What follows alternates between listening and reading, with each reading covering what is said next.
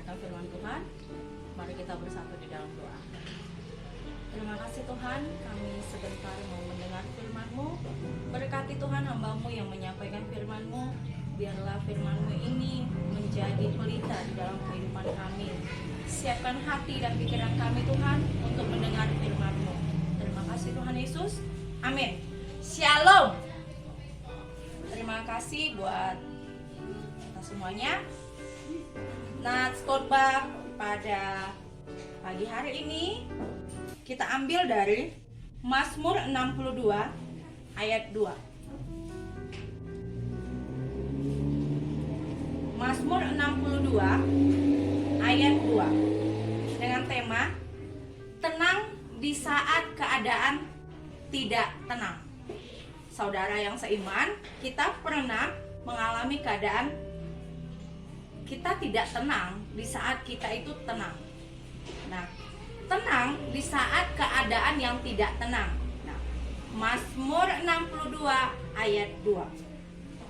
Hanya dekat Allah saja aku tenang, daripadanyalah keselamatanku.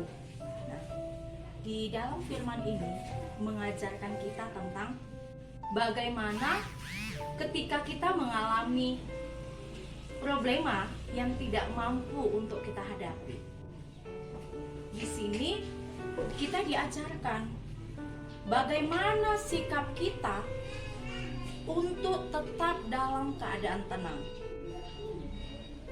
Caranya bagaimana? Nah, kita perlu penyerahan diri kepada Tuhan. Bagaimana cara tenang di saat kita tidak tenang?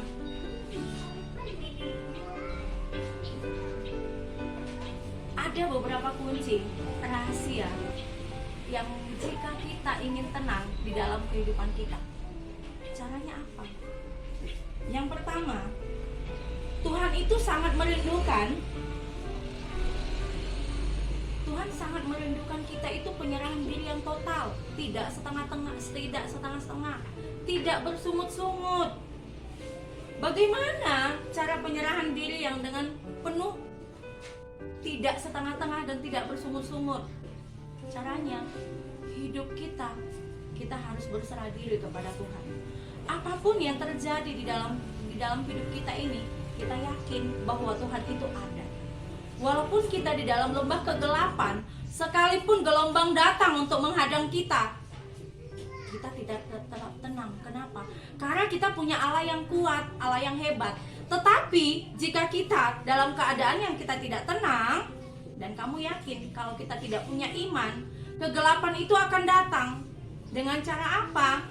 Pasti ada suara bisikan-bisikan halus. Dengan apa itu bisikan itu? Banyak hal. Dengan lingkungan yang tidak baik juga itu mempengaruhi keadaan kita. Tingkah kita juga itu penting. Di lingkungan kita sekitar, hidup kita bagaimana? Sudahkah kita itu bersahabat dengan Tuhan? Dengan apa kita menyambut Tuhan?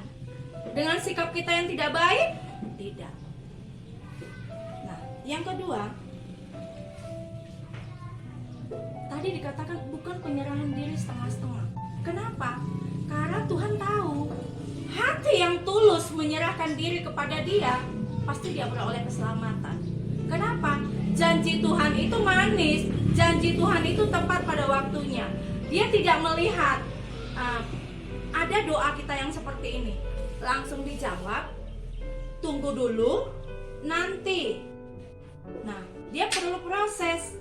Yang dijawab, Tuhan aku mau minta ini, Tuhan langsung berikan. Tuhan aku perlu ini, ada Tuhan kasih. Tapi dia tidak langsung, dia perlu proses. Prosesnya bagaimana saudara seiman? Nah, kita tunggu. Dalam hal apa? Tuhan bilang, kerjakan dulu kerjamu, baru saya akan berikan. Kita kerjakan yang menjadi bagian kita. Tuhan pasti akan berikan. Tuhan yang bekerja ketika kita sudah melakukan bagian kita. Yakinlah, janji Tuhan itu manis. Lalu, ada beberapa contoh. Yang pertama,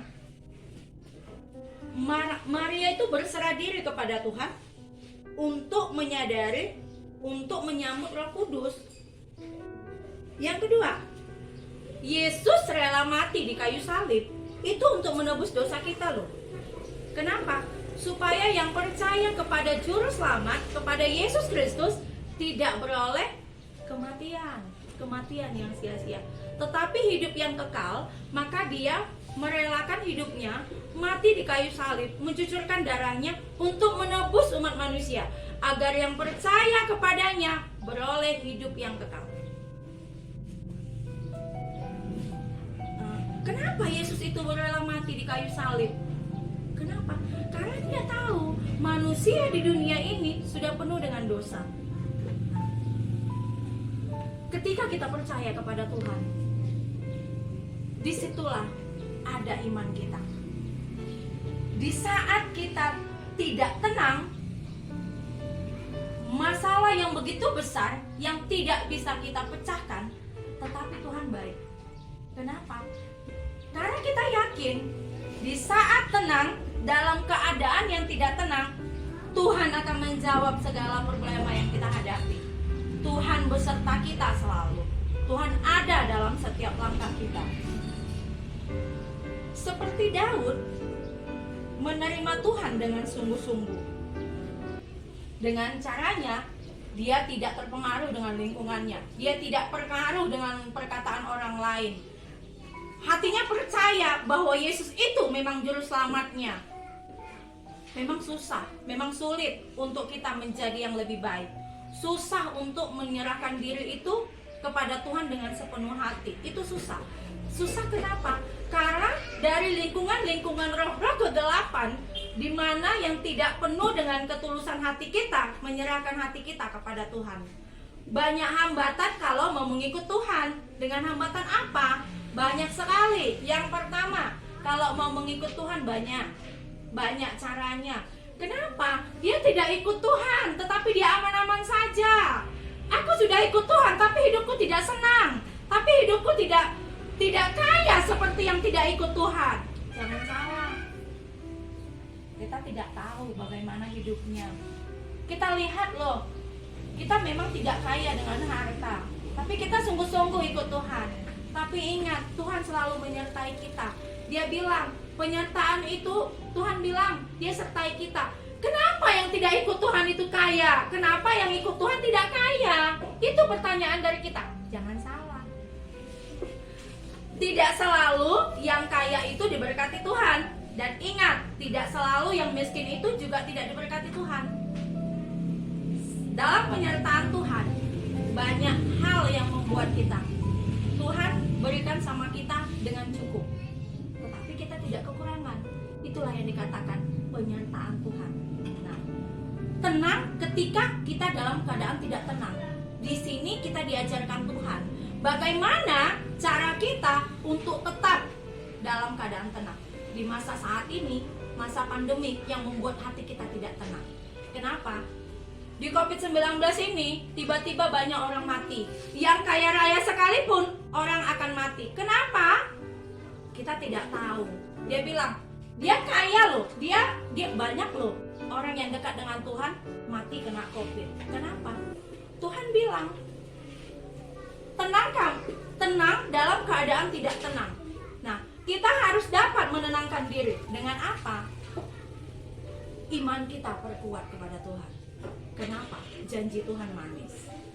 Dengan keadaan yang saat ini, di masa pandemik ini, Tuhan saat ini menguji kita. Masa yang tidak tenang ini, Tuhan mau melihat bagaimana iman kita. Mampukah kita melewati pandemik ini? Mampukah kita melewati bencana yang begitu hebat? Inilah saat ini yang mau kita dengar, yang mau kita terima. Kemenangan kita akan datang. Juru selamat kita sudah hadir. Dia sudah rela mati di kayu salib. Nah, saudara seiman sekalian, panggilan Tuhan untuk hidup kita masing-masing tidak sama. Kenapa? Cara Tuhan untuk memakai hidup kita berbeda. Banyak hal-hal yang kita tidak tahu. Banyak hal-hal yang Tuhan berikan kepada kita. Di saat Tuhan memberikan kita kesempatan untuk selalu berbuat baiklah. Kenapa? Karena janji Tuhan itu manis, indah pada waktunya. Jangan pernah patah hati dan jangan pernah engkau sakit hati jikalau Tuhan belum menjawab doamu saat ini. Tenangkan hatimu di saat kamu tidak tenang. Serahkan dirimu, dekatkan dirimu kepada Tuhan. Selalulah berpedoman seperti Daud. Dia tidak pernah bersungut-sungut kepada Tuhan. Dia selalu yakin bahwasanya Tuhan itu ada. Di masa ini, pandemik ini, kita yakin bahwa Tuhan itu selalu ada di dalam hidup kita. Yakinlah saudara seiman, jikalau kita tidak punya iman dengan kuat untuk saat ini, masa-masa yang tidak tenang ini, jawaban ini yang menjadi kerinduan kita. Dekatkanlah dirimu kepada Tuhan. Serahkan hidupmu kepada Tuhan. Karena hidupmu berarti bagi Tuhan. Selagi kamu masih punya napas, selagi Tuhan kasih kamu napas, lakukan yang terbaik. Kenapa? Tuhan tidak melihat kekayaanmu, Tuhan tidak melihat kemiskinanmu, tetapi Tuhan hanya melihat hatimu, ketulusan hatimu menyambutnya. Bagaimana kamu melakukan kehidupanmu dengan firman Tuhan, perkataanmu. Banyak sekali saudara-saudara. Dia hanya bisa untuk berbicara, tetapi di dirinya tidak. Kenapa? Karena hanya di mulutnya saja dia menerima Tuhan Yesus, tetapi hatinya tidak. Dari perbuatannya dia tidak melakukan firman Tuhan.